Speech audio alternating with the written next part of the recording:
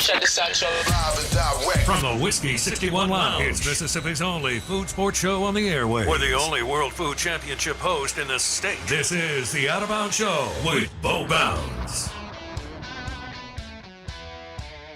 Hopefully we'll get back to the World Food Championship when this COVID thing gets where we want it. That was a lot of fun going over to Dallas and experiencing that. Talking about some great food. And we had Mississippi representation. Several chefs from Mississippi were at the World Food Championships 2 years ago when I went there. That was when I traveled over there.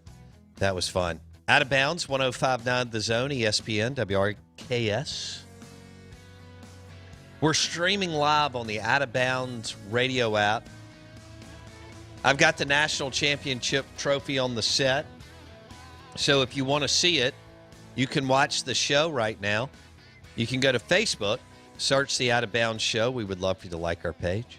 You can go to YouTube and search Out of Bounds Sports and watch the next 23 minutes of this segment. Welcome in. Good morning. Tim Tebow released from the Jacksonville Jaguars. I would think that's it for Tebow. He just wanted to give, one last run type deal in his hometown of Jacksonville. Probably should have picked Jacksonville instead of the Jets years ago. A lot of people seem to believe that could have been, his kind of management group pushed him to New York, I think, because of eyeballs and marketing and branding and so on. But in the greater scheme of things of just playing ball, which I think actually Tim was more into, there are a lot of people that believed several years ago that if he'd have picked Jacksonville, he could have hung around on that ride, that was a better fit and so on. Who knows? But I don't know how exactly it would have played out. But he picked the New York Jets, and it just didn't work out. But a great player. His legacy is secure within the Southeastern Conference as one of the best ever, one of the biggest winners, and probably the biggest name to ever play. As far as I know Herschel and Bo, and then since then, Tebow. If you asked it'd be an age thing from 20 to 50,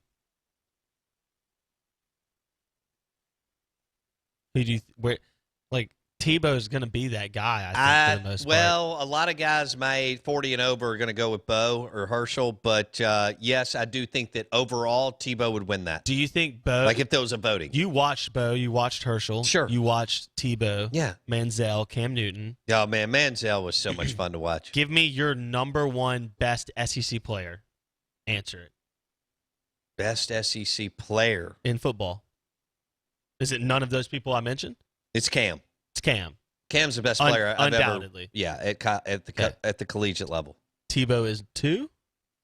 I don't know. 5? Johnny Manziel in his prime.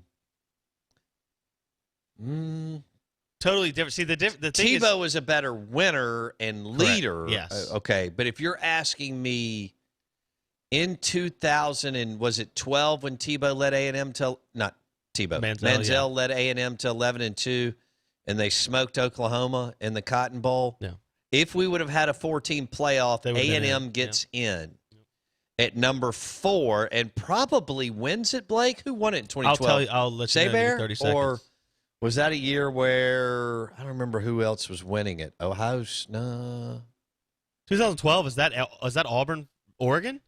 No, that was 10. Cam was the 2 years before that. So I'm thinking when Manziel was introduced to all of us, they got dinged early, believe it or not. They couldn't quite figure out what they wanted to do against Florida and Will Muschamp, which is still – but Florida was a top 10 recruiter still then. I mean, their composite and talent they only lost was by 3. Sick. 20-17. They hadn't really figured out what – it's kind of like Cam and Auburn, but they were able to skate.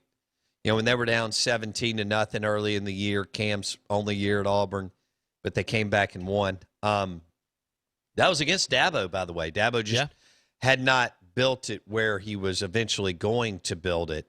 Manziel was so electric and he was so accurate. And that's more dangerous than even Bo taking the ball 3 or 4 yards deep in the backfield. Herschel, and granted, those teams and games were played in a phone booth, as we all know. And even as good as Tebow was, now Tebow was surrounded by the elite of the elite as far as talent. One, Zook was a great recruiter, even though he couldn't coach. He left Urban Meyer with an enormous amount of talent. Then Urban and that crew added to the roster. But Manziel could zip it 30 yards down the field, Blake, and hit you in the numbers, and that's more valuable than being able to run the ball from the line of scrimmage. It just is. We didn't think that way for 80 years. But so I struggle with that. Can I argue here? And here's why. Of course, we're not giving everybody the same talent either. That's true. I mean, Cam had no special skill players. Tebow had Percy Harvin and Aaron Hernandez and among many Dimps more. and all these and guys. both the Pouncey brothers on the offensive line. Right. Like, yeah. And there was a third one. I mean, so I'm not really.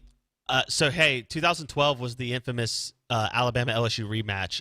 I can't believe I didn't think about that. That was the 21-0 LSU didn't cross midfield game. That was miserable.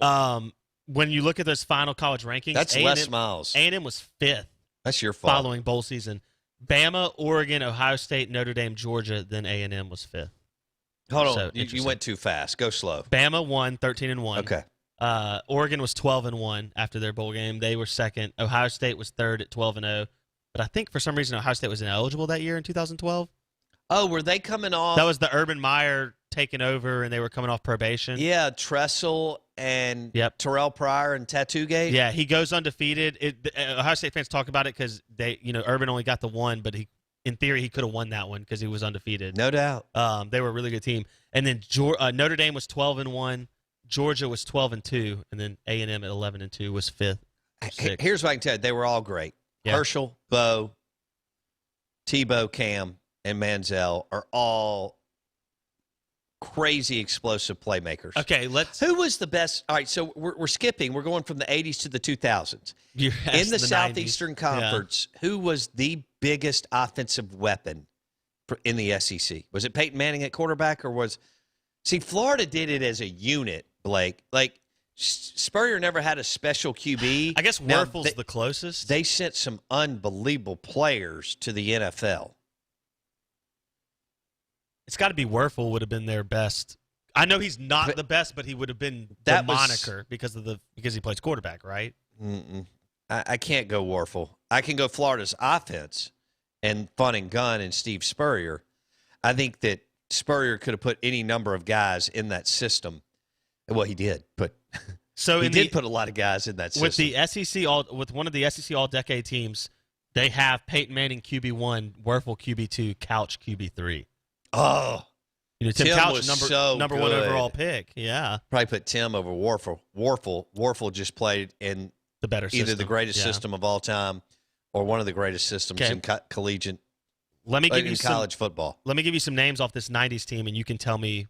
So I got Peyton 1 right now, but go ahead. Yeah. So your RB1 was Kevin Falk. He was really good. Very good. I don't think he beats Peyton. He's not in there. No. Sean Alexander. He's not in there. Yeah. And I watched Sean play live too, and Kevin Falk. The receivers are pretty weak because we didn't throw the ball. Didn't have it. You know who's not on this list who probably should be is Eric Moulds. Is not on the All-Decades team on this All-Decades team, but probably because he didn't play enough. Like, he didn't get enough opportunity at Mississippi State. Yeah, Jackie, ground and pound, baby. Yeah. Bowie Davis. Eric Moulds at Florida is a top 10 pick, right? Yeah, and then Kiefer, and of course he passed away too early, and then J.J. Johnson. So, Jackie was a 1960s ground and pound, baby. Like, here's some of the receivers on this All-Decade team. Josh Reed out of LSU. Terrence Edwards out of Georgia. Chris Doering out of Florida, right? Ike Hilliard out of Florida. Georgia surely had a premier running back. Garrison Hurst. Yeah, I loved Garrison Hurst. RB5, though. He came in at RB5. Okay.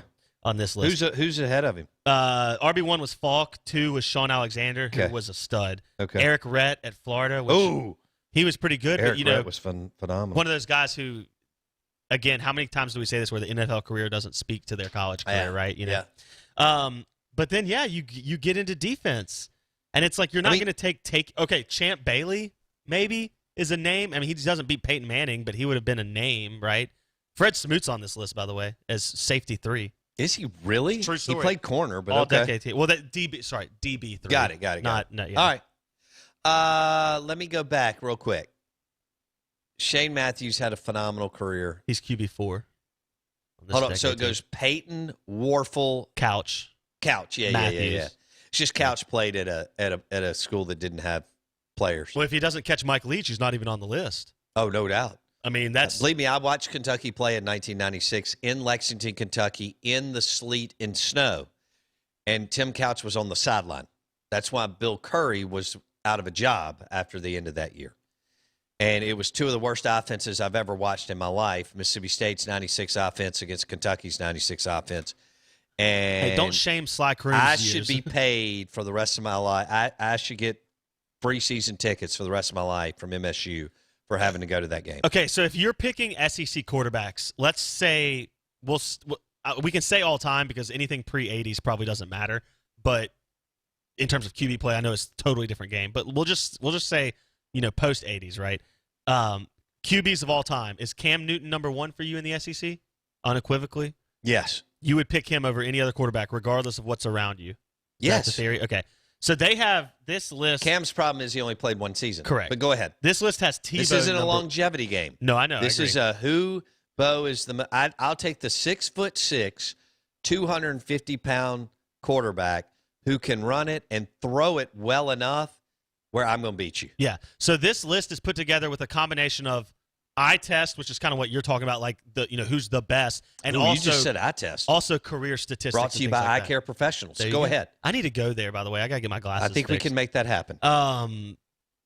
So they give a top 5, and it's a combination of like best players / also statistical evidence to back that up, right? So they do take into account statistics. Number 1, well, I'll start with 5. Number 5 is Werfel. Is Danny Werfel your 5th best SEC quarterback of all time? No. I agree with that. Eli Manning's better and Dak's better. Go ahead. That's a process of being in the right place at the right time. No doubt. Correct? I'm not taking anything away from him. I've got to shoot you straight. Yeah. Number 4 is Cam Newton. And I think that's because he only played the one season. Okay, well, that's still dumb. Yeah, agree. I mean, all you had to do is watch what he did with nothing around him. Yeah. And if you can't figure that out, then I'll give you a crayon and a coloring book. And here's why I think Newton and Go over to the Manziel, side. or Newton and Tebow get the nod over Manziel, especially at the college game. It's what Steve Palazzolo tells us all the time. A running floor cheat code. And a running QB has a higher floor. So even when the arm doesn't work, the legs always do. No question. That's why Lamar. Yeah. When you don't think Lamar Jackson should get the benefit of the doubt in some of these rankings, he gets the benefit of the doubt because he moves chains. Because in the red zone, moves chains anywhere, but in the red zone, he's so dangerous. Yep, absolutely. So Johnny Manziel's 3. So we got Werfel 5, Cam Newton 4. Johnny Manziel is 3. He played 12 and 13, only 2 seasons, but he did, wins the Heisman and everything. So that's massive. Didn't Cam win the Heisman? Yeah, that year at Auburn? In 2010. Yes. Okay. And then number 2, Peyton Manning, which leaves number 1, Tim Tebow. So they go Tebow, Peyton, Manziel, Cam Newton, Werfel. Boy, I don't believe that Warfel's way too high, but those other 4 are. Can you give me your top 5? Okay, I'd go Cam. And then would I go Tebow or Peyton? No, I'd go Peyton. You go Peyton. I'd go Peyton. Or should I go See, Peyton the problem 1 and then is Cam 2? Peyton, you have to have people around him. Well, Cutcliffe, as good as he is, he was too conservative. But that was probably Fulmer being an old guard offensive lineman and whatever. Ball if Peyton control. would have been allowed to play in the fun and gun, I'm still blown away Peyton didn't go to Florida or Florida State. But if Peyton would have been able to play in the fun and gun or today's Sarkisian Kiffin offense, get out of the way. Everybody just get some popcorn and a beer and let this guy absolutely boat race you and throw up 60 points a game. Yeah. All right. Now, so I'll go Cam, Peyton Manning. Interesting. And then Manziel. So Tebow's fourth at best? You act like fourth's bad. I mean, it's interesting. I think If you gave Tim Tebow the same talent as Cam Newton at Auburn that year, and you have to play in the West, correct. which is much more difficult than the East, Blake, That is true. are you telling me that they get through? Here's what I'll tell you. I'll tell you that what they would accomplish with Tim Tebow is more than what they would accomplish if you put Peyton Manning in the same situation. Maybe. In college, yes. Maybe. The NFL's a different game, but I'm talking about college. Peyton's still so special at getting the ball wherever.